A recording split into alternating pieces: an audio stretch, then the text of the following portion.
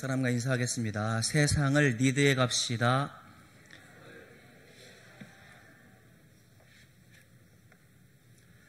리드라는 것은 이끌어간다는 말이죠. 세상을 리드하는 그리스도인이라는 책, 김상곤 목사님이 쓴 책에 세상의 풍조에 휩쓸려 가는 것이 아니라 시대를 역행하며 삶의 모든 영역에서 그리스도의 빛을 발하는 삶을 그렇게 말하고 있습니다. 그래서 리더에게는 믿음이 충만해야 되고 고통을 받아들일 수 있을 뿐만 아니라 포용과 용기, 공감, 능력, 때를 기다림, 예배, 기본에 충실, 정직, 위기를 극복, 아버지의 마음을 가짐, 겸손, 불변의 노도식, 주대심을 인정하는 것이 리더에 있어서 필수적이다, 그렇게 말해주고 있습니다. 콜롬비아 신학교의 스티븐 오코더 교수는 지도력에 대해서 의미심장하게 이렇게 말씀해주고 있어요. 우리 같이 읽도록 하겠습니다. 자막 좀 올려주세요. 예, 같이 읽겠습니다. 시작. 그리스도인의 리더십이란 꿇는 무릎, 젖은 눈, 깨어진 심장에 있다. 그러니까 하나님 앞에서 무릎 꿇는 기도하는 모습들, 그리고 잃어버린 양떼를 위해서 울 수 있는 사람, 그리고 가슴에서부터 나오는 간절한 외침이 그리스도 가운데 있어야 된다라고 그렇게 말씀해 주고 있습니다. 지도자, 그것은 매우 중요한, 교회에서 지도자는 더욱더 그럴 겁니다.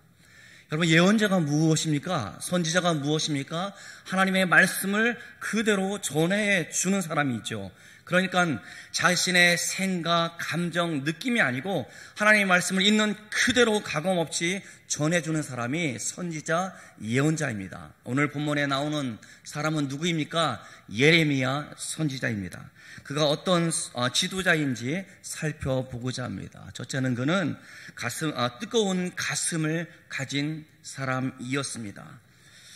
그는 별명에 눈물이 많았던 선지자였기 때문에, 눈물의 선지자, 유약하기 때문에 눈물이 많은 사람이 아니었습니다. 그는 조국 백성들을 사랑하는 마음이 뜨거웠기 때문에 그 백성들이 하나님께 진노를 받아서 파멸하는 것 때문에 눈물을 흘렸던 선지자였습니다. 그는 눈물의 선지자였던 겁니다.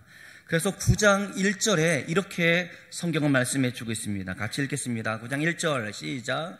어찌하면 내 머리는 물이 되고 내 눈은 눈물 근원이 될고 죽임을 당한 딸 내 백성을 위하여 주야로 울리로다. 살해된 나의 백성, 나의 딸을 생각하면서 내가 밤이나 낮이나 울 수 있도록 누가 나의 머리를 물로 채워주고 나의 두 눈을 눈물로 채워줄 거라는 비통한 말씀을 해주고 있는 겁니다. 얼마나 그 마음 가운데 가슴으로 백성을 사랑하고 있는지에 대한 말씀입니다. 그가 이렇게 하나님의 말씀을 대언했던 시대는 유다 왕국, 남쪽 유다 말기였습니다. 그때는 윤리적으로 굉장히 부패했던 시대였고 정치적으로 매우 혼란했던 시기였습니다. 풍전등화와 같은 위기 가운데 놓여 있는 그때에 하나님께서 말씀을 전하라 하셔서 그 말씀을 대언하는 사역을 했던 사람이었습니다. 돌이켜 올 무서운 재앙, 그것은 무엇이냐면 나라가 멸망할 것이라는 것이죠. 나라가 파멸할 것이라는 그 말씀을 전하는, 이언하는 그 사역을 하면서 굉장히 힘들어했던 사람이었습니다. 하나님께서 예언하라고 한 메시지의 주제는 파멸입니다. 멸망입니다. 우리 다 같이 8절을 같이 읽어보도록 하겠습니다. 8절 시작. 내가 말할 때마다 외치며 파멸과 멸망을 선포함으로 여호와의 말씀으로 말미암아 내가 종일토록 치욕과 모욕거리가 됨이니이다. 지금 유다 백성들의 죄로 말미암아서 저 바벨론 제국의 침략을 받게 되어지고 이제 폭력을 당하게 될 것이다 라고 예언하고 있으며, 또 유다는 멸망하게 될 것이다 라는 메시지의 주제가 바로 그러한 메시지였습니다. 그러니까 질그릇을 산산조각 깨트리면서 우리나라가 이렇게 산산이 부서질 것이다 라고 그렇게 예언했습니다. 그리고 영원히 보존되어질 것이라고 믿고 있었던 성전도 산산조각 날 것이라고 그렇게 예언했다라는 말입니다. 예루살렘 성은 여러 나라에서 저주를 받게 되어지고 모욕을 당하게 될 것이다 라는 그런 예언을 하였다라는 말입니다. 시드기야 왕 4년에는 나무 열매를 메고 와서 무리들 앞에서 예레미야가 나타나 예언했습니다. 바벨론의 속박 아래 들어갈 것을 예언하면서 차라리 바벨론 제국과 싸우지 말고 우리가 항복하자라고 그렇게 주장하였고 그렇게 예언하였습니다. 이런 모든 예언은 예레미야 입장에서는 굉장히 곤란한 말이에요. 이런 말을 하면 동족 이스라엘 사람들이 자신에 대해서 어떻게 할 것을 너무나 잘 알고 있었기 때문에 그는 이런 예언을 하는 것이 쉽지 않았을 겁니다. 사람들이 말합니다. 이 매국노, 그리고 하나님을 신성 모독하는 자, 그리고 반역자라는 소리가 이곳저곳에서 들려오기 시작합니다. 그래서 그를 잡아서 옥에 가두고 매를 치기도 하고 그를 잡아 죽이려고 했던 백성들이 아우성쳤습니다. 그래서 물 없는 구덩이를 파서 그것에서 목만 남겨놓고 묻고 죽이려고 했던 모습도 성경은 나오고 있습니다. 더욱 안타까웠던 것은 자신의 고향 친척들까지도 그를 반역자로 몰아서 죽이고자 했다라는 겁니다. 2절에 보면 유사장 밧솔에게 끌려가서 두들겨 맞기까지 했습니다. 가는 곳곳마다 그를 미워하였고 그를 싫어하였고 질시 그를 죽이고자 하는 사람들이 득세하였습니다. 멸시와 협박과 공포 가운데 한순간도 그의 삶에서 떠나지 않았음에도 불구하고 그는 하나님의 말씀을 대신 전하는 그 사역을 감당했다라는 말입니다. 그런데요, 사람들의 그러한 목소리를 견디기 힘들었던지 예레미야는 하나님께 지금 호소하고 있습니다. 이제 예언자의 직책을 사퇴하고자 합니다. 우리 다 같이 8절을 같이 읽어볼까요? 9절을 같이 읽어보도록 하겠습니다. 9절 시작.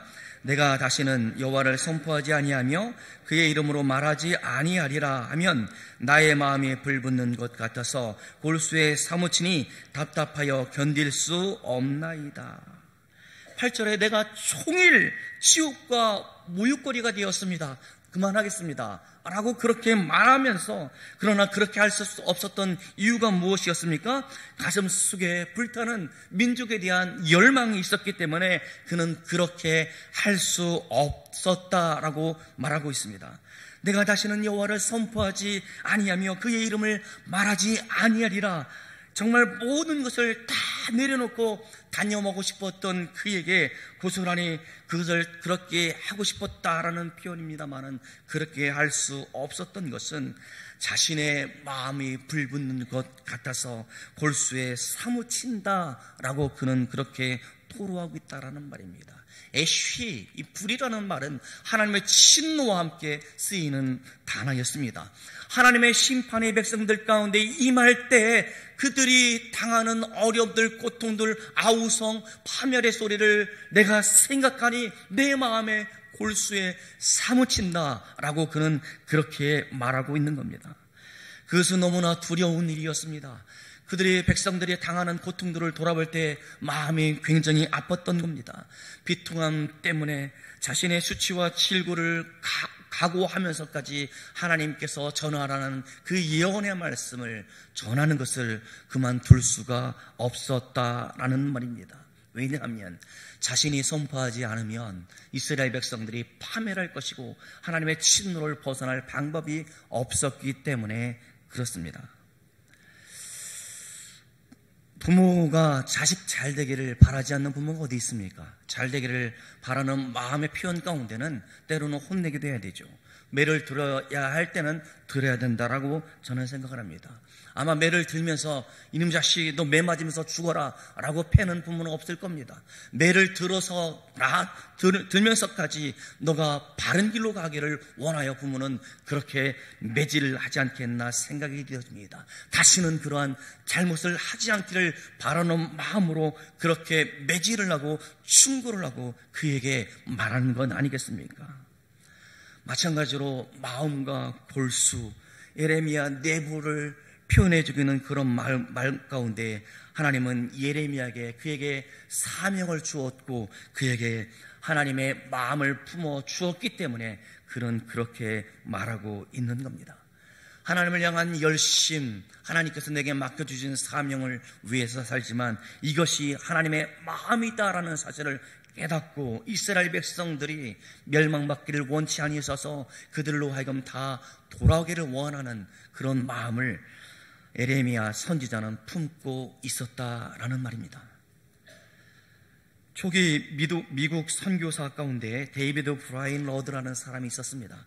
그는 사후의 일기를 통해서 그가 어떠한 사역을 했는지에 대해서 말씀해 주고 있는데 겨우 25살 때였습니다.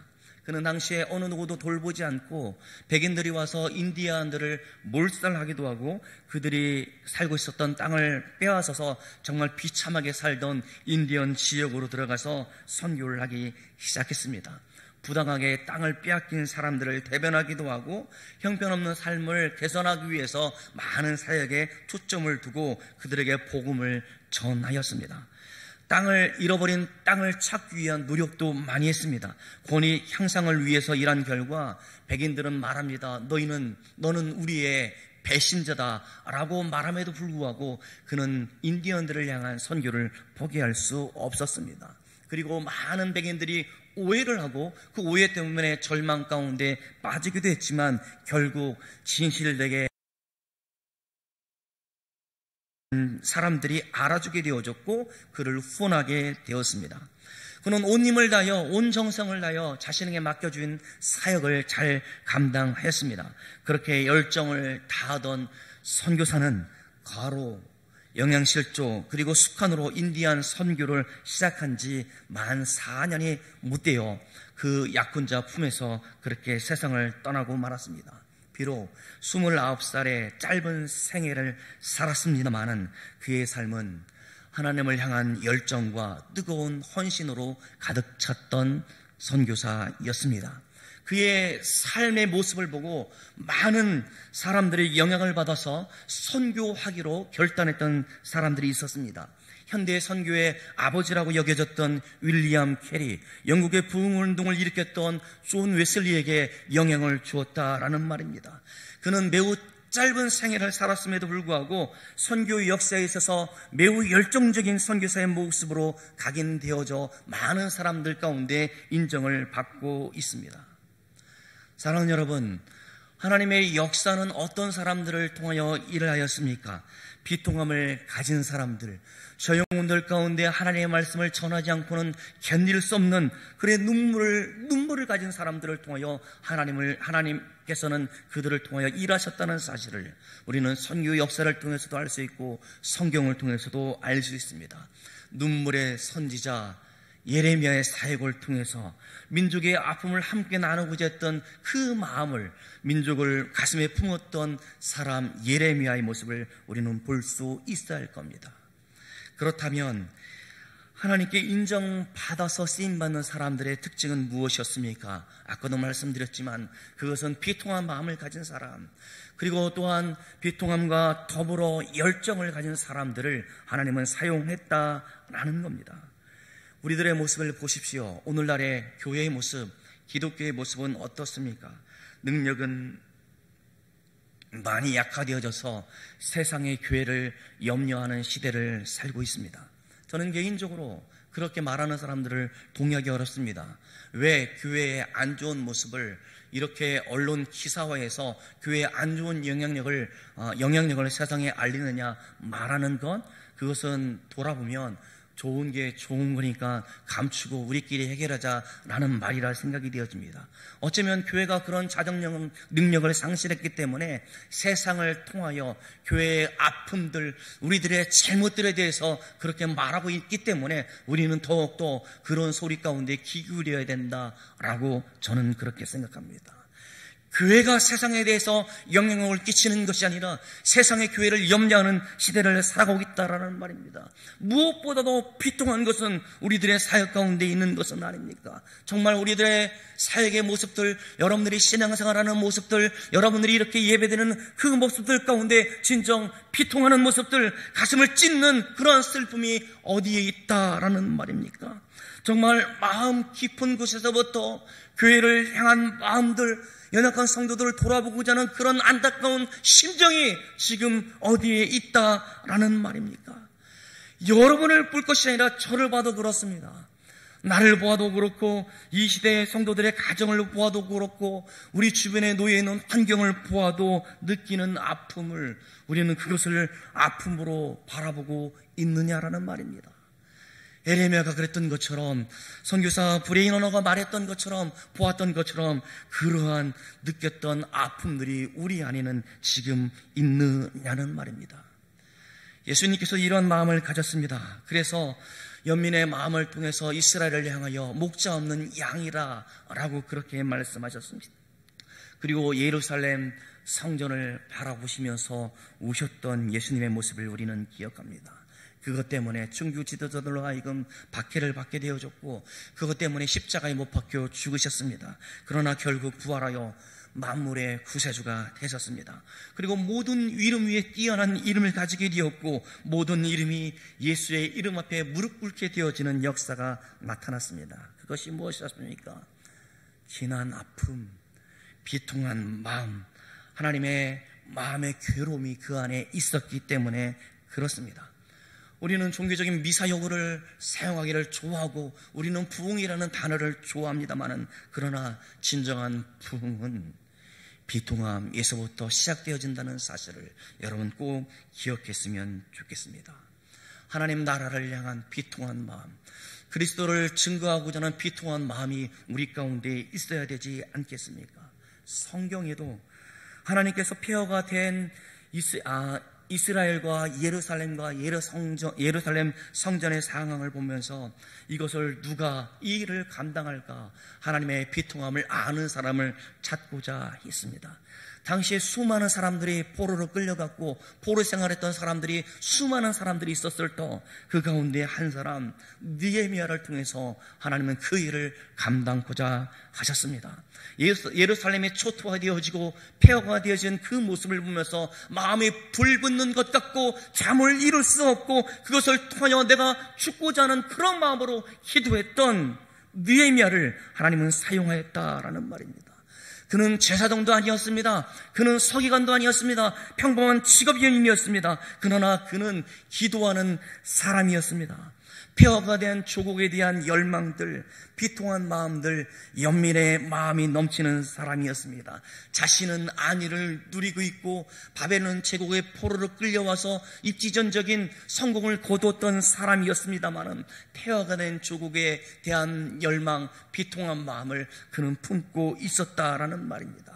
순간적으로 내가 애국해야지라는 그런 마음을 가진 것이 아니라, 갑자기 터져나오는 관심이 아니라, 그가 조국에 대한, 예루살렘 성전에 대한 마음을 늘 끊임없이 가지고 있었기 때문에 그는 엎드려 기도하였고 통곡하였고 한없이 한탄하였단 말입니다.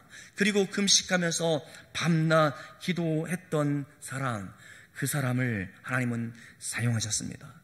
우리 다 같이 느헤미야 1장 4절을 같이 읽길 원합니다. 주님의 말씀입니다. 느헤미야 1장 4절 시작. 내가 이 말을 듣고 앉아서 울고 수일 동안 슬퍼하며 하늘의 하나님 앞에 금식하며 기도하여. 당대에 수많은 사람들이 있을 터, 그럼에도 불구하고 다른 사람들은 쓰임 받지 못했을까? 왜 응답받지 못하였을까? 하나님의 성전을 회복시키는 데 있어서 사용되지 않았을까? 왜 그들은 하나님의 말씀을 듣지 못하였을까? 그것은 그 마음 가운데 비통함이 전혀 없었기 때문에 그렇습니다. 비통은 단순히 내가 어려운 일을 당해서, 슬픈 일을 당해서 우는 울음이 아닙니다. 비통은 애정어린 깊은 성찰에서부터 나오는 하나님의 마음입니다.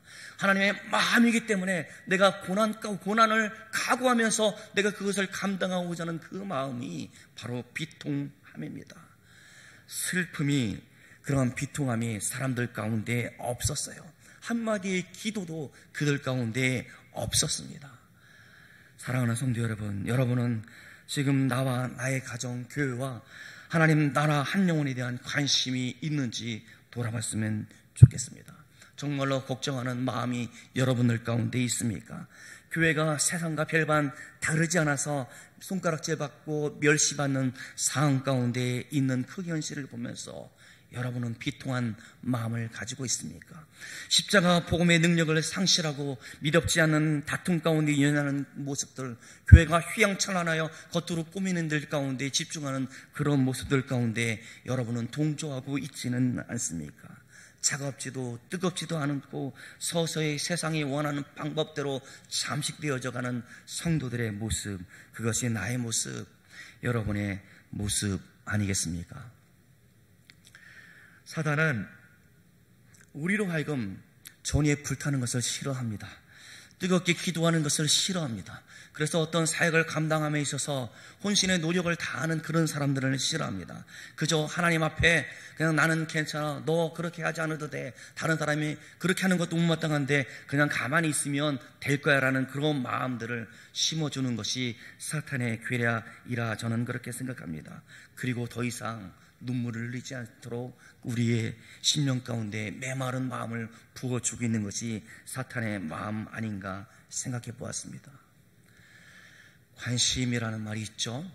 내가 여러분들 관심 있습니다 라는 것은 그냥 알고자 하는 마음입니다. 그러나 내가 여러분들 가운데 비통한 마음을 가지고 있습니다 라는 말과는 다른 겁니다.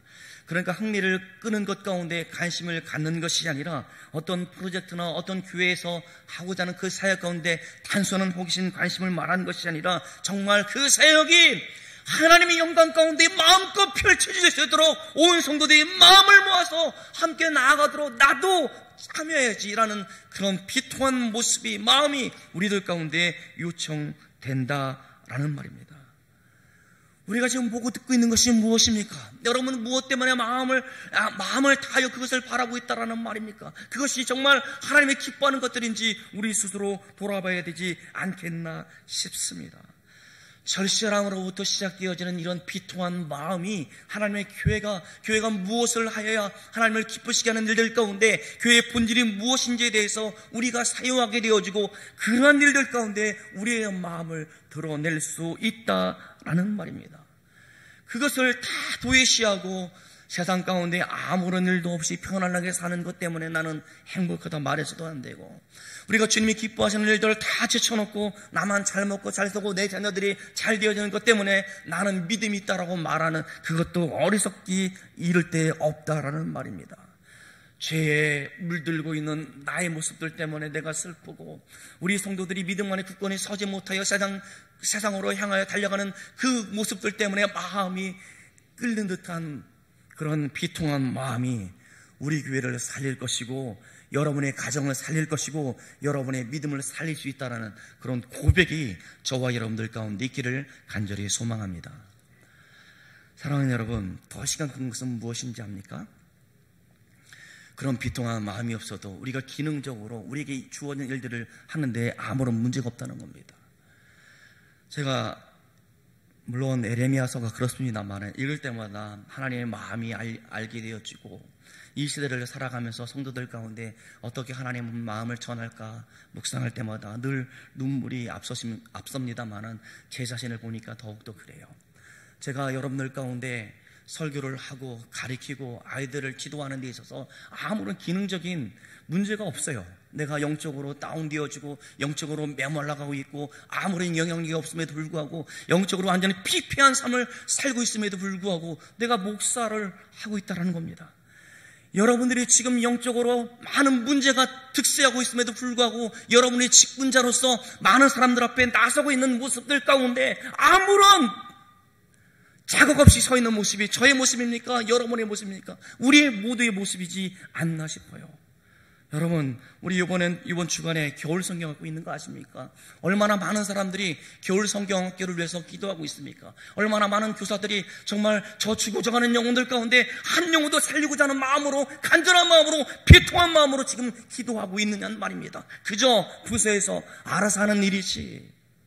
우리가 언제 그렇게 신앙을 배웠습니까? 우리가 그런 행사들 가운데 온 성도들이 마음을 모아서 기도하고 필요한 것을 채우고 몸으로 봉사하고 어떻게 하든지 내 이웃에 살던 아이들, 내 손자, 내 아이들을 데리고 와서 말씀 배우고자 하는 일들 가운데 그런 열심이 도대체 어디 있느냐는 말입니다. 그렇게 하지 않으면서도 교사로서의 모습들, 직분자들의 그런 모습들, 목사로서의 서 있는 그런 모습이 아무런 변화가 없다라는 말입니다. 그렇게 기능적으로 우리는 그러한 일을 하고 있을 뿐이에요. 그런데 저 아이들을 위해서 지금 누가 울어야 된단 말입니까? 지금이라도 늦지 않았습니다. 여러분, 성령학교를 위해서 기도해 주십시오. 비통한 마음을 가지고 저 아이들이 우리들의 미래다, 우리 교회의 소망이다, 우리 아이들 때문에 우리 교회가 든든히 설 수 있다라는 그런 믿음으로 기도할 수 있었으면 좋겠어요. 우리 장례식을 치르고 있습니다만 장례식이 오면서 그나마 우리 두 아들 집사님들은 우리 교회의 집사님이어서 그래도 우리가 와서 위로하게 되어주고 마음을 나눌 수 있는데, 과연 여러분들이 10년, 20년, 아니 70, 80을 넘어서 이제 100세 시대를 맞이할 그때 과연 우리의 자녀들이 몇 명 우리 교회에 남아있을지 누가 장담할 수 있다라는 말입니까? 그것 때문에 여러분 우셔야 돼요. 그것 때문에 내가 마음을 찢어야 된단 말입니다. 우리 자녀들이 믿음 안에 굳건히 설 수 있도록 내 온 힘을 다하여 내 삶의 모든 것을 다하여 우리 아이들의 신앙을 위해서라면 쏟아낼 수 있는 그 마음이 비통한 마음이 아닌가 생각해 보았습니다. 과연 우리는 무엇 때문에 비통해하고 있습니까? 우리들의 죄 때문에 우리는 슬퍼할 수 있기를 바랍니다. 우리들의 온전하지 못한 가정의 모습들 때문에 여러분은 울 수 있었으면 좋겠습니다.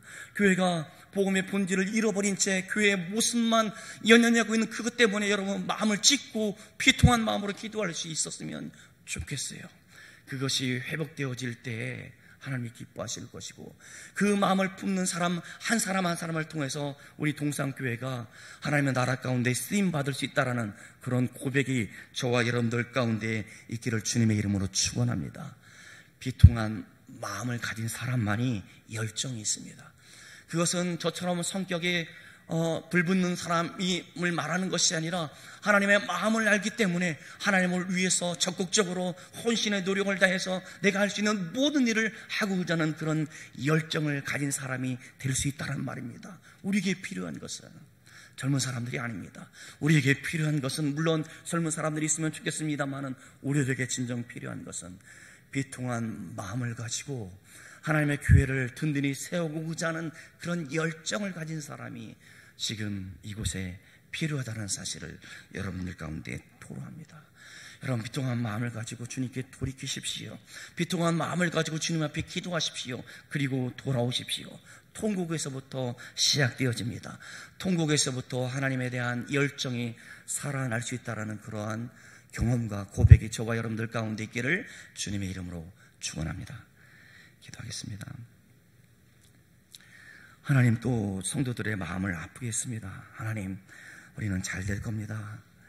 우리는 잘 되는 사람입니다. 말하지 못하고 우리의 모습들을 말하기 전에 저의 모습을 봐도 하나님, 목사의 타이틀을 갖고 있지만 목사의 영성을 잃어버린 지 오래되어졌고, 하나님, 메마른 심령 가운데 주를 내 마음을 찢어서 기도하는 통곡의 소리는 온데간데 없이 살아가는 나의 모습들 때문에 성도들의 모습을 다시 한번 바라봤습니다.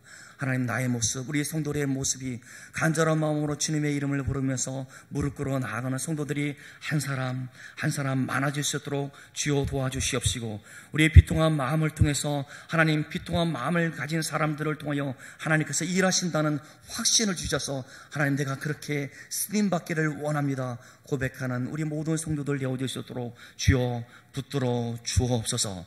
나의 죄를 돌아보게 하여 주시옵소서.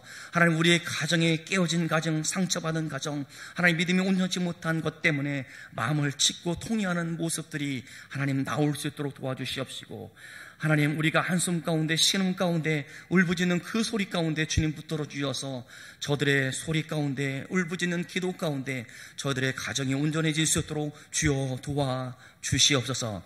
하나님의 교회가 이 지역사회를 살리며 나라 민족 가운데 세계 열방 가운데 쓰임받고자 하오니 주여 우리 교회를 기억하여 주시옵시고, 하나님, 우리 교회, 우리 성도 한 사람, 모든 사람들이 쓰임받을 수 있도록 주님 역사하여 주시옵소서. 감사드리옵고 사랑이 많으신 예수님의 이름으로 기도드리옵나이다. 아멘.